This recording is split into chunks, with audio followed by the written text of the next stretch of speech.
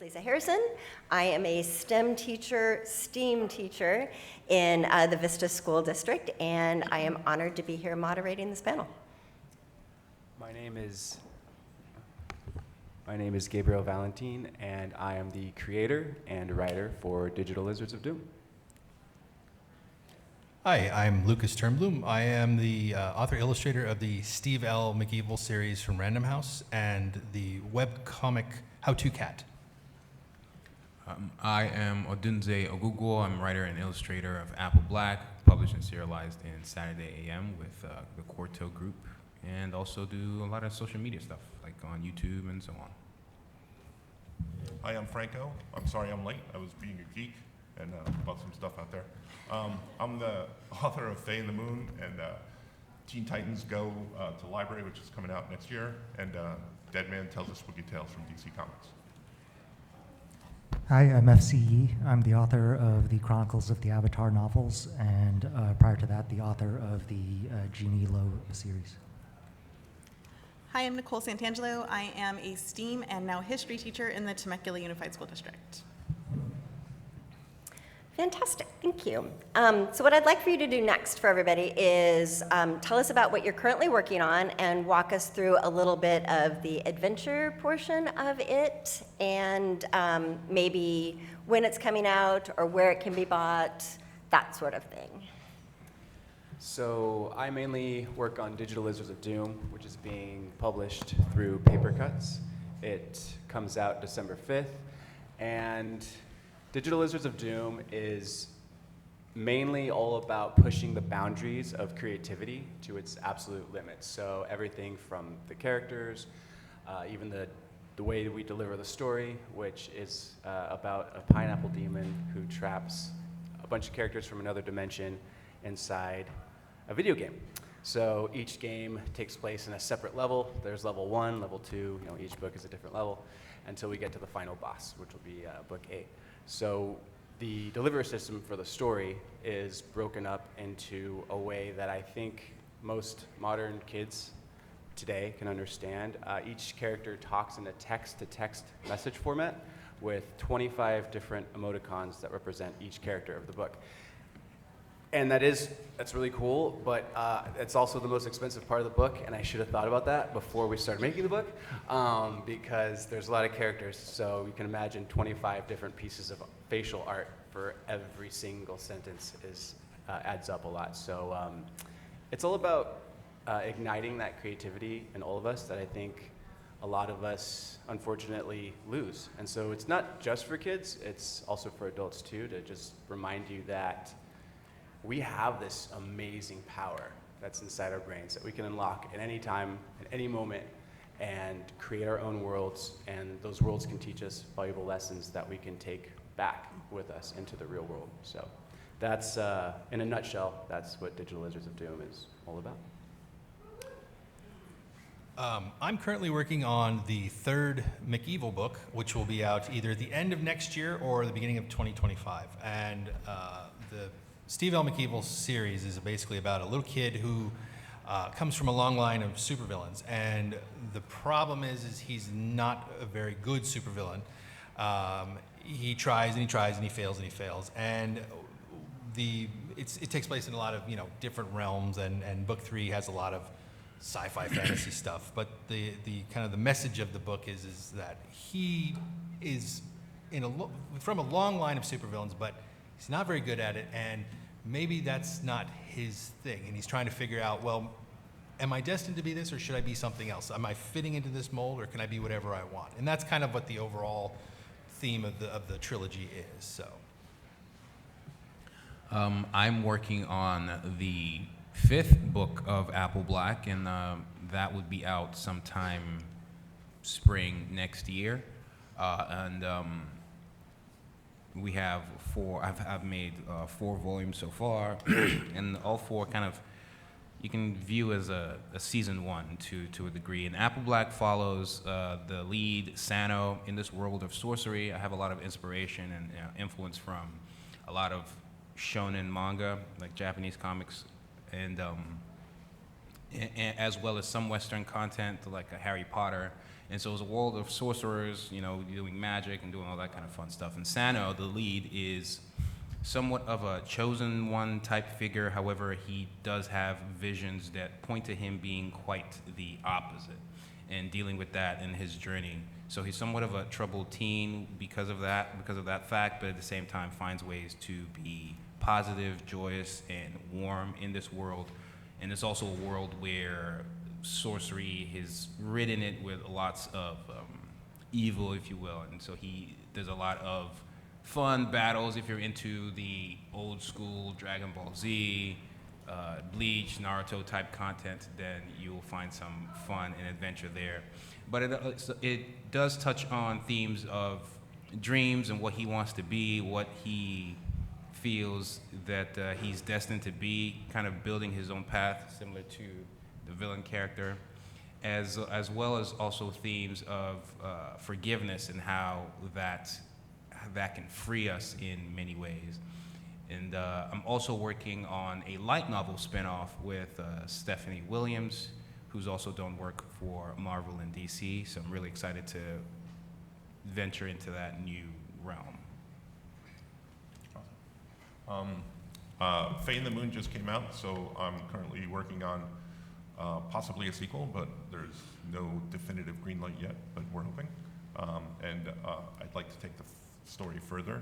My next book that I'm just finishing up is Teen Titans Go to the Library, where all the Teen Titans, Raven's spell goes kind of haywire, and they all wind up in different books in the library, so they all get stuck in different books. So I was able to kind of draw that book, which I haven't drawn many books just because of time constraints with other things. But this was a way that I could flex my style into different artwork. So each character gets put in a different book. Someone gets put into a paper cutout book, a pop-up book, and different things like that. So it's fun and exciting. So that comes out, I think, in January. I'm currently not under contract for anything. The fourth book in the Avatar book, The Legacy of Yang Chen, just came out this week. So that kind of concludes my current contract project list.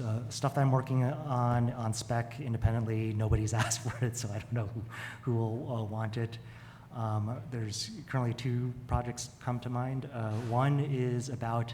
One will be a project influenced by a real world ancient sect of Chinese philosophers who are not famous like the way Confucianists or Taoists are.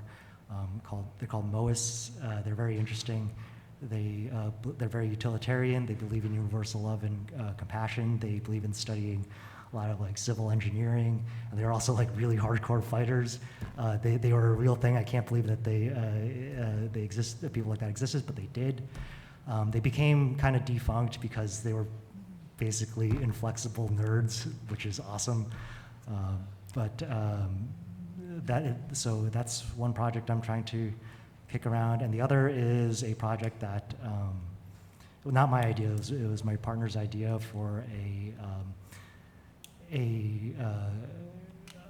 series about like a magical girl, like in the vein of Sailor Moon, who is infuriated by the fact that she can transform into a magical girl because she's a scientist, and what she does, she can't explain it through science means. So she's a scientist in her normal life, and then she reluctantly has to transform, like shoujo heroine style, but really hates it because it just annoys her so much every time she has to do it. So as an educator, my goal is to bring as much creativity and inspiration and adventure into the classroom as possible. And so each year I strive to push a little bit more. And one of the ways I do that is by including graphic novels into our classroom. So we are inspired by all of the people who are sitting on this panel and all of the graphic novelists around. So my goal this year is to bring as much of their inspiration into the classroom and then have them create their own things and push their own creativity and adventure out into the world. So the next question is, how do you see your work influencing middle school students, or your work being used in a classroom, or how are you reaching that demographic of like the 12 to 15-year-olds? And actually, Nichole, I'm going to have you go first and talk about the project that you're doing.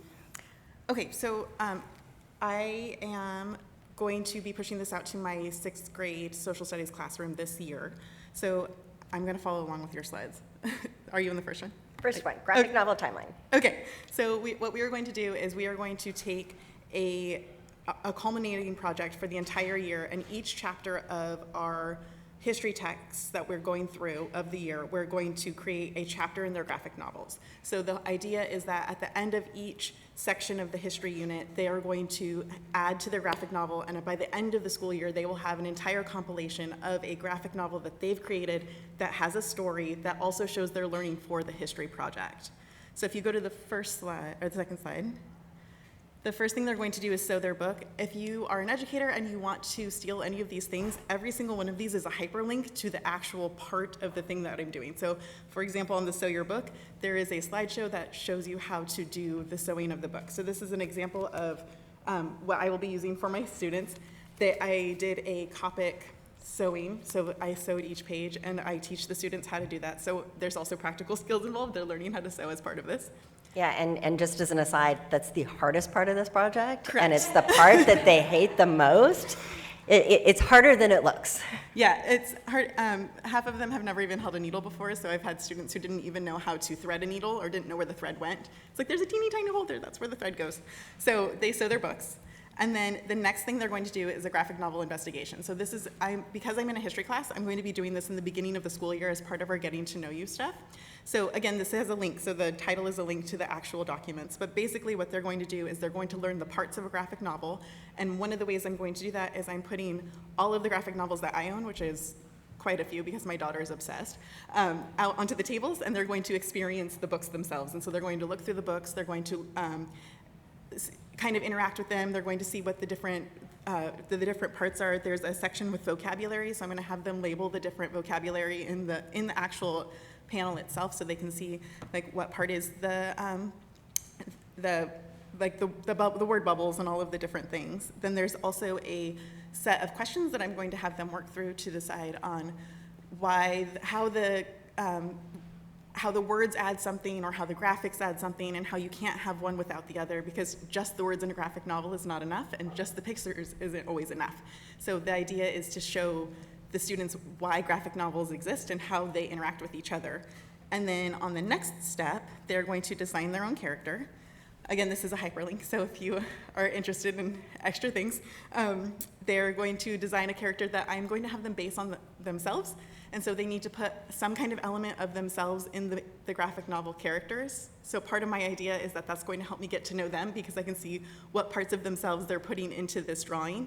We're going to go through simple drawings too, so it's not as scary. And so we can talk about how a lot of graphic novel characters are very simply drawn, because you have to draw them 1 million times, and you have to be able to see them from different profiles and see the different faces that they're going to make. And then they're going to start with a plot diagram, so I want them to have a story in it, just like every graphic novel has a story. It can't just be this is what I learned in my textbook, here is what I made. So instead, I'm going to have them create some kind of story. We're going to use a typical plot diagram you would in like a language arts classroom. And then we're going to look at different ways of creating story. We're going to look at protagonists, we're going to look at antagonists, we're going to look at what makes a good story. There has to be some kind of conflict. And after we have kind of gone through it a little bit, then I'm going to show them my example. So in my example, I only did the prologue, which, sorry guys, I'm a little nervous. So in my prologue, a girl moves into a spooky old house, and in her spooky old house, she finds a coin in the attic that is going to end up transporting her to, it's going to start in Babylon. So she's going to be transported to Babylon, and then part of my story is going to be her trying to figure out how to get home, and then each time she's going to jump to the next civilization. So that's my plan, but I'm going to not share that with my kids until after they've developed some of theirs, so that way they have their own original ideas, because middle schoolers are mimics, and so they will absolutely just do what I did. So that's the ultimate plan, and then my plan at the very end of the school year is that we have a book fair, so everybody will have a graphic novel to share, and then we can kind of do a a book fair where everybody gets to see their graphic novel on display and read each other's and see the stories as we've progressed throughout the year.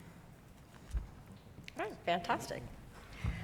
So again, if you are a teacher in the room and you wanted access to these slides and the hyperlinks that are included, sorry if I'm making anybody dizzy, at the bottom of the slide there is a tiny URL link that will take you to the slideshow, and all of that will be yours. And there's also my email is on there, so if you have a question or if something's not working, please email me. And so for the rest of the panel, I know that you don't have lesson plans. Oh, maybe somebody does have lesson plans. How do you see students in our age range either engaging with your book or teachers engaging? What does that look like for you? And anybody can take this.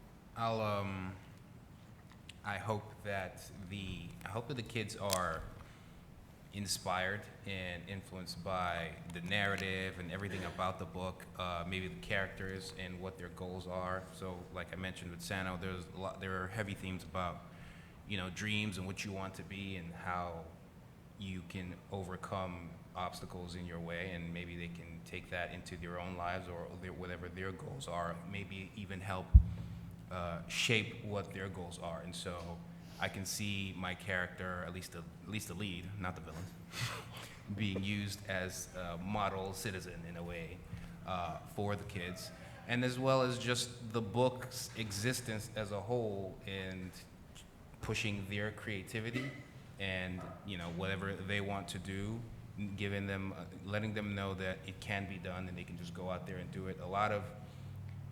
For me, getting into this industry, I just put stuff out there. I learned in this digital age, you have access to a lot of things, a lot of knowledge, and that's pretty much how I learned 90% of everything I know when it comes to making comics. And so for someone like me, who grew up in Nigeria with no real path into this industry to make that happen, I think hopefully that also is a way to show them that they can make their own dreams come true, as cheesy as that sounds, but it's true. And so that's one way I hope the book can be used from a narrative standpoint and just the existence of the book as a whole. Not cheesy at all. Very nice. Full disclosure, I don't know if everybody knows, but I just retired. For 24 years, I was a high school art teacher. So I just retired a couple weeks ago. Yeah. Loving graphic novels the way I do, I've actually brought them into my classroom, and I would give out graphic novels and have them read different things, and doing painting and stuff like that. I would make them, pick a character and paint the emotions of the character, or I would have them, figure out, at one point in the story the character did this, but what if they did this, and would you be able to illustrate a section of that? So I have brought graphic novels into the classroom. So I always look at it from a slanted perspective of art, and how I take it, and how I implement that. For Digital Lizards of Doom, we actually do have a lesson plan that's we're working on right now with the San Diego Unified School District, and we're really excited about it. And for one of the lessons, I can't believe these words are about to come out of my mouth. We created an orchestral album. So we created a 21-track, fully orchestral album that follows the first book in its entirety and portrays the different emotions that are going on, the dangers, the story plot. And for one of the lessons, there is, for the intro page, you match each song with the title of that said page. And at the end of that discovery section, you have the students listen to the song without telling them the title of the song, because that would kind of give it away. And you have them go through, I think it's like page 1 through 25, and have them figure out if they can match the emotion that the song is giving them to what's happening in the story at that time. And there's a couple hints and tricks you can do to guide them along the way. But for me, those types of lessons are really important because I grew up with classical music, and there's not a lot of focus on classical music right now with the younger generation. And I think it just opens your mind up to so many different possibilities. And I listen to everything, like classical music, punk rock, metal, rock and roll, but that there's something that when listening to classical music and reading, there's something that happens to the neurons in your brain, and it just it just opens so many doors to so many different destinations. And when we're talking about creativity and fantastic stories and igniting creativity in the next generation, I think classical music is one of the most important pieces of this puzzle. With the Steve L. McEvil books, like I'd mentioned earlier, the protagonist is destined in his mind to become a supervillain, but he's terrible at it. And the reason for this is because he comes from generations of supervillains. And one thing he really has to kind of put into perspective is, well, am I doing this because of my family history? Is this what I really want? Or can I choose to be something else? And that's kind of a theme that goes across all three books. And so that's, I think a lot of children can really kind of identify with that. It's like, well, you know, I can have the freedom to be whatever I want. And like I said, that's a theme that goes across all three books. And the other thing too, I'm working with one of the best colorists in the industry, and nobody knows who he is. And I'm trying to really kind of push him into everybody's, so everybody knows who he is. And he and I are really working hard to make the art something special. Very much, we're both influenced by Bill Watterson, and we try to kind of push the envelope a little bit so that when kids see it, they're like, wow, this is really kind of interesting. There's nothing else out there that's like this. And I think that a lot of kids who are artists or aspiring artists can look at this and think, wow, maybe I can try something like this. So that's one of the things we really try to do. So it's both the theme of, you know, the freedom of being whoever you want and the art. I guess for what I hope kids can learn or take away from, the Avatar franchise is pretty unique in the sense that in-universe, the main character is looked up to as a world leader, and the Avatar has a lot of political and spiritual power. So which is different from a lot of media for children, where there's already a power structure in place, and the protagonist comes up into it and then challenges it to some degree. So I guess one hope or takeaway is about the importance of being a decent leader, because when you think about it, like a group of kids, a fair number of them are at some point in their lives probably going to be in some type of leadership position, or be in some sort of in a position where their decisions are going to impact other people around them. So I guess trying to help people understand that that's a pretty important responsibility, and that it should be taken seriously, and needs to be done. It needs to be approached with a sense of decency and compassion and consideration. Is just a lesson that the franchise tend to support. Thank you. All books start with an idea, and then that idea grows with the influences that you have been exposed to throughout your lives. What pop culture or other influences do you feel like were most important when creating your piece of work? However you guys want to do it. I figure somebody might need no wait time, while other people might need more wait time. For me, specifically for Digital Lizards of Doom, I was very young, and I was on a plane, and for some reason, my parents, I don't think they meant to do this, but they put on the movie The Truman Show. And I think it may have even been one of the first movies I watched, period. And so that idea excited me and terrified me. And the idea for Digital Lizards of Doom actually goes all the way back to, I don't know even how old I was. The Truman Show, which is, this pineapple demon traps a bunch of characters in a simulated universe. And that idea, like, what causes someone to want to do that? Is it to control someone else? Is it because they can't find the self-worth in themselves, so they have to get it out of other people? What would cause someone to do like that? And then what does that do to the characters that are trapped inside that universe? And that's something that we discover throughout this journey. All the different characters, all the main characters actually represent a different emotion. So we have the main character who's a little naive. We have another character who's a little bit more prone to anger. We have a character who wants to be loved and gets himself into a lot of dangerous situations because he wants that so badly. He's ready to get it from anywhere, and so on and so on and so on. Characters that want to control things, and all of these lessons that I think are good to understand at a younger age, if possible, but in a safe environment where it's not so daunting and scary. So for me, The Truman Show was probably the biggest influence for Digital Lizards of Doom. Absolutely did not see that coming.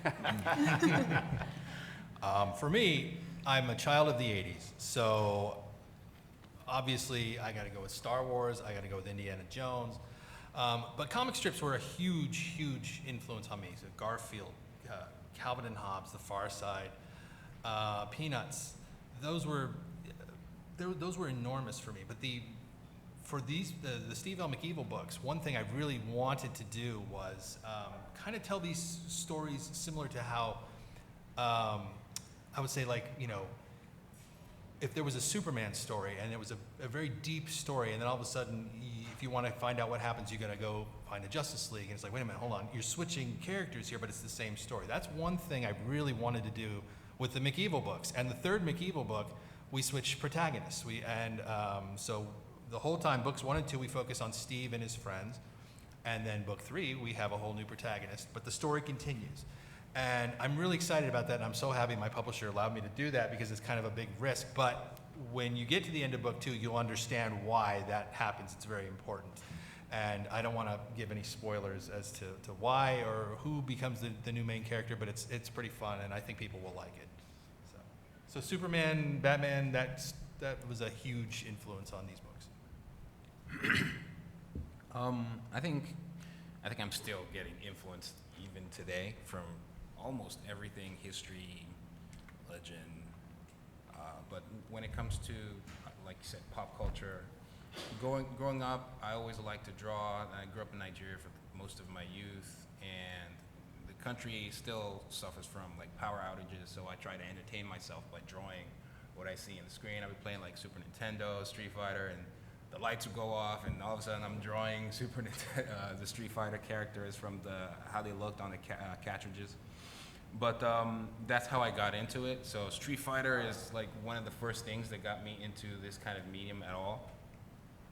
And then over time, just looking into how one would break into comics and just reading comics, even though there weren't many around, so there was very limited access to it. But one of the first comics that got me into even thinking about making comics, like, oh, I could do this, was Bleach from Shueisha. And I was just really enthralled by the characters, the world, you know, escaping my world in Nigeria. I always found even Western content as well, like X-Men, Spider-Man, all of that. But there was something about the Japanese stories that I found very compelling and engaging in a very unique way that it inspired me to do similar things. And so that kind of pushed me into this world, and then creating my own content, influence from Bleach, Naruto, One Piece, and all of that. But in recent years, I've also found myself being influenced by Western culture, Western content, TV shows, Westworld, season 1. I'm a big plot twist person, and so getting into the details of storytelling and how those plot twists come together. I like the idea of sprinkling puzzle pieces throughout the story, and then watching someone get that final piece, and everything just lights up in their head, and it's like a flash. It's almost like consuming all of it at once in that moment, because you're thinking about the whole, every act of that story at once. And I like when it happens to me, and I like to create it as well. So I've been influenced by a lot of things, but I always point to Bleach because it was one of the first that put me on the path. And yeah, Bleach and series alike, shonen series of that vein. Yeah, pop culture of all kinds, comic books, movies, and things. One of the things I always try to instill in my students is that ideas can come from anywhere. So for Faye and the Moon, I was actually driving, and it was middle of the night, and there was a full moon, and the song from the Cars came on, and there's a line in the song that says, "I see you standing there under the midnight," which I actually put in the book because that's what sparked the entire idea. My wife was asleep. She was in the seat next to me, and I woke her up so she can write down all the ideas that I was having in my head, because I'm like, you know, that line in the song just triggered something, and I just started thinking about something, and then I thought, like, what if someone just pulled the moon out of the sky? What if they built a ladder up to the sky and pulled it? And I woke her up, and she was slightly annoyed, but I had her write down all these ideas that were just coming to me, and that's what eventually turned into Faye and the Moon. So, yeah, you know, that's one thing I would always impress upon my students, is that your ideas can come from anywhere. But yeah, I was influenced by all this stuff as well: comics, movies, TV shows, everything. My first two books, The Epic Crush of Jeannie Lo and The Iron Will of Jeannie Lo, are definitely shown in anime or attempts to be put on the page. All the plot beats that happen in fights and whatnot are there, like power-ups, reversals, and like true form unleashing and all of that stuff. The Rise of Kyoshi is very much a Chinese kung fu wuxia revenge thriller. The whole, it's literally, you killed my master, I'm gonna kill you. There's roof hopping, there's outlaws, there's like touch of death techniques. And then the Dawn of Yang Chen and the Legacy of Yang Chen are definitely influenced by John le Carré spy novels and Cold War spy novels, and the show Slow Horses. So different genres and categories that I love will make their way into one series or another, and they help serve as guideposts for the overall tone of the series and the attitudes of the characters in there, and basically the flavor of each work.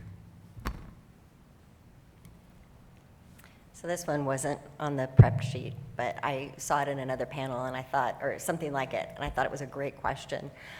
Relationships are a lot of what we as readers read for. What do you think is the most important relationship in your story?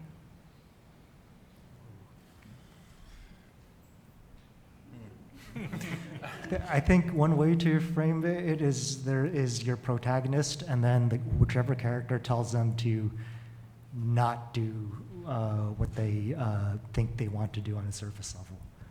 So that, you know, you're like, one storytelling structure that comes up a lot is the protagonist has a thing that they want to do on the surface, but it's not the thing that they need or is best for them completely. And part of the protagonist's growth is actually becoming aligned on those two disparate things. And if assuming that the protagonist is going in the wrong direction on the surface level, there's probably some character that tries to put them back on the correct path, tell them that what they're doing is wrong, or not maybe literally, but like ultimately informs them that that's not what they need for their own personal growth. Like in this example, like, you know, that's, you know, Zuko as the protagonist, Iroh is the person trying to get him aligned, you know, on what he needs to, how he needs to grow. So you can have that relationship be anywhere. It can be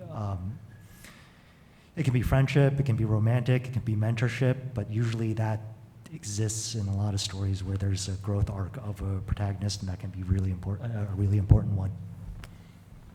Yeah, just piggybacking off of that, I would say it would be one where the relationship is with the character and themselves, and how they learn a little bit more about who they are throughout the story as the story progresses, maybe through others, maybe through the adventures, through, you know, yes, through themselves as well. And I think a lot of times, at least for me, and I think most people, you latch on to that character and you want to see that development and how it happens, and hopefully it makes sense and everybody's entertained and interested, and maybe they learn something just like he's learning something, and then you have a takeaway from whatever piece of content that is. So I think the characters' relationship with themselves and how they grow is a major one. I would say, for me, there are lessons in this book specifically, Digital Lizards of Doom, that the main character, I guess you would say, the main villain, Pineapple Pete, who's the Pineapple Demon, he breaks the fourth wall continuously. Most of the book is him actually talking directly to the reader and asking them questions. Why do you think this just happened? Why do you think they went here? Did you notice something strange on the last page? I think this is a little odd. What do you think about it? And for this story, I think the relationship that the Pineapple Pete has with the reader is important, because I feel like in this day and age, kids don't really feel like they're heard as much. There's so much noise, there's so much chaos. Like, you look anywhere, it's just constant stimulation. And if someone is going to spend an hour plus time reading a book, specifically a child, I want to make sure that they feel like they're a part of something.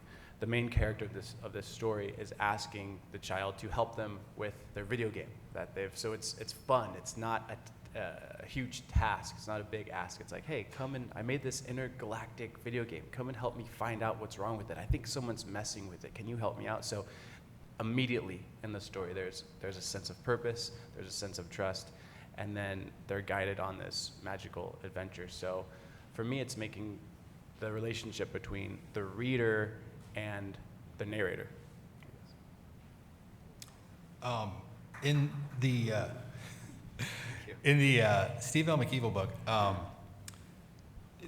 the overall theme is family. The relationship between Steve, his parents, his sister, and his grandfather, and it's not really a dysfunctional family, but but they have problems like everybody, and Steve is really trying to navigate who he is through, his grandfather, who I'm not going to say is toxic, but he's definitely, he's a villain. And his father, who decided that he wasn't going to follow that same path. He was going to break family tradition. He's going to do his own thing. And in the book, he's an artist.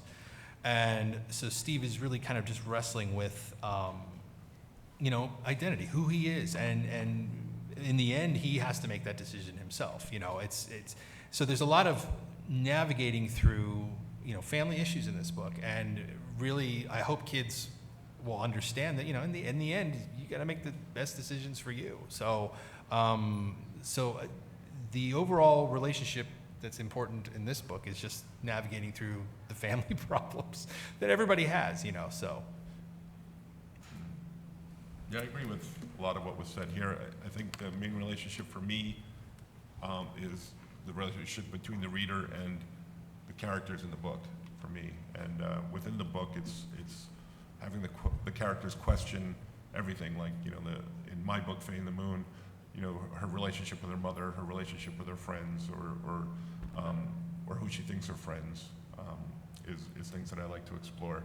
But it's always ultimately for me, as I think about what is the reader thinking about these characters and what happens. So that's always the most important one for me. We have a room full of educators, so I want you to think back to when you were in school. And was there an educator that was somebody who inspired you to be your best you? Yes. For me, it was my art teachers, obviously, but it was also my English teachers who inspired me to write and be creative. Just giving me the freedom to explore was such a big thing for me, and made me want to do the things that I've wound up doing as an educator and as a writer, an author, and an artist. They really gave me the freedom to explore all of that, and I'm truly grateful for them. And I always try to do that with my students, is give them the freedom to kind of explore and make mistakes, but not chastise when there's a perceived mistake. So that's always been something that I've tried to do. I went to University of Texas at Arlington initially for computer science. I was a computer science major, and then I was a computer science major and a fine art minor. And then I became a fine art major and a computer. Computer science was just, it was not. I could have done it, but I think I would have felt a lot more regret if I never went down this path. And I'm pretty content with how it's played out and how it continues to play out. But I then did masters in visual communications in the same university, and the whole time, when it comes to comics and creating it and storytelling and most of it, good chunk, 80 to 90% of it, I learned on my own using the internet. But during my masters, there was a teacher of mine, and it always helps when there are some mutual interests there.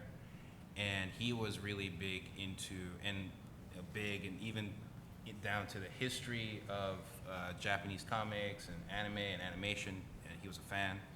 And looking through my stuff, which was part of my thesis at the time, it was very valuable when he looked through my work and found flaws and things that I could work on that I just wasn't able to see on my own. And it completely changed how I put the panels together, how I work with timing, and how I try to keep the reader engaged throughout with each panel and not have them bored, how you're building tension with each panel to get them to keep flipping the pages, and just things like that on a technical level. But also, he also allowed me appreciate comics overall from a historic standpoint, and where to look and what to read, what to research. And I thought that was really valuable and completely changed for the better how I made comics. And I'm very grateful, and we're still cool to this day.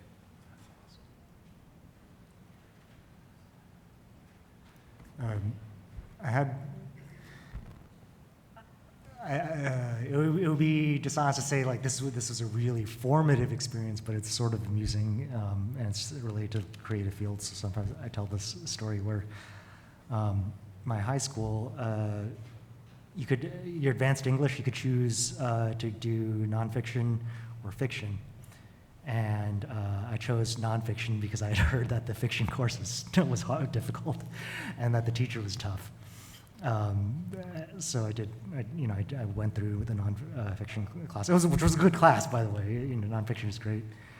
The other thing about my high school is that the seniors could also give a short speech during morning assembly to the school. You could do it. That was optional, but a lot of seniors would do it. And I did one, and then after the talk, the fiction teacher came up to me and said good speech, and he basically said something. I don't remember his exact words, but it was like, yeah, like, why are you ducking me? Like, you should have taken my class. I was like, you're a punk. Like, that's how I remember thinking about it afterward. I was like, oh wait, he was kind of like calling me out a little bit for being avoidant on that. So I was like, oh, okay. So yeah, like nothing clicked in my head in the moment to be formative, but in retrospect, it's a good takeaway of don't run away from the thing that you find challenging or scary. So. I was fortunate enough to have a lot of influential teachers, but if I had to pick one, it would have been my fourth grade teacher, Mr. Cook. And the reason is I moved around a lot when I was a kid, so I had very few friends growing up. And so one of the things I did often was draw and write in my notebooks. And one of the fourth grade exercises we did is we had to do daily journals. And every day we would write out our themes, but I would always include illustrations on the page. So it was kind of almost like a comic in a sense. But I was doing things which I didn't know stood out. I was doing a lot of kind of like Jack Kirby things where I would have a hand reaching out, or I'd have a sword poking out. And again, I didn't know who Kirby was at that time. I didn't know anything about comic art. I just drew what I felt. And he pulled my parents aside and said, you know, he's doing some special things here that he has no idea what he's doing. You know, maybe you should encourage that. And they did. And he was very encouraging. And through him, I started reading, Green Lantern, Batman, stuff like that. And I didn't find out this stuff until years later, actually. I mean, they didn't tell me that he encouraged that, but I appreciated that on a whole new level when I discovered that as an adult. I'm like, that's incredible. So I would say that he was probably one of the most special teachers I've had. So I would say it, hands down, would be Mr. Ebert, and this would probably be 12 years old. He took an interest in my writing and said, hey, you write some weird stuff, you know, and have you ever heard of this writer? And he actually turned me on to Robert E. Howard, which I think I may have been a little too young to read that stuff, but that's okay. Conan was pretty cool.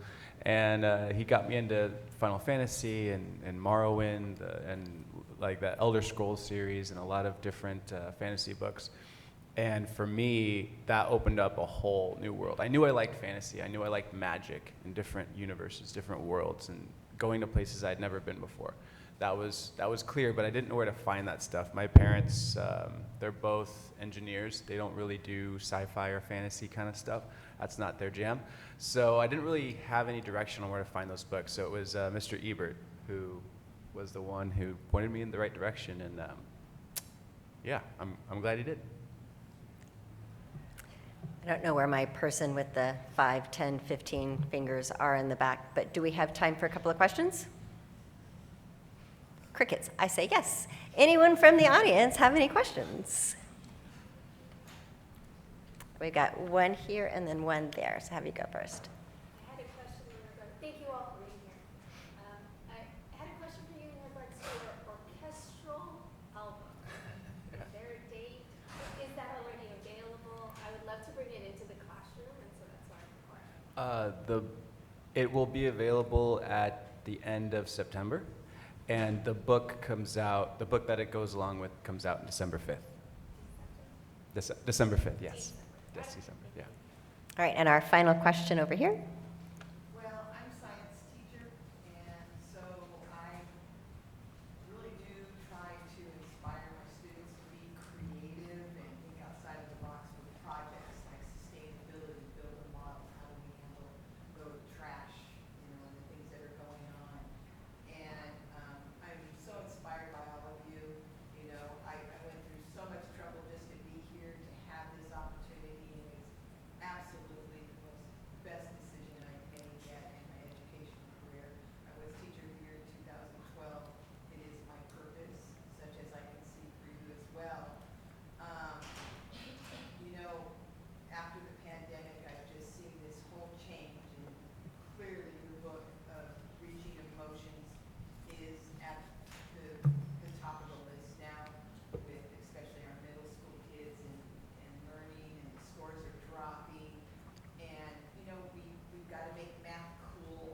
Okay, there's some topics in there where I hear the creativity, but I'm hoping that you can thread a lot of the real world situations with the climate control that they're hearing on the news, and absolutely the purpose and solutions that they have an opportunity to write some things down while they're reading, right? I love that tension that you build and that aha that they're going to move through, and those questions that you ask so that they can create a book with their teachers for solutions. What are they thinking that's going to be powerful enough that it creates their own voice? And so I just am not really asking a question, but just letting you know it is my deepest concern right now, what's going on with all of our kids, and I've got every grade, K to 12th grade. So thank you for doing what you do. I hope to take a picture with you later and feature every one of you on board, because I saw faces of my students in each of you. So That segues nicely into the fact that they are going to be outside after this so that you can see them and talk to them and buy a book and get a signature and all that. Thank you, everyone on the panel, for being here. A round of applause, everybody, for our amazing panel.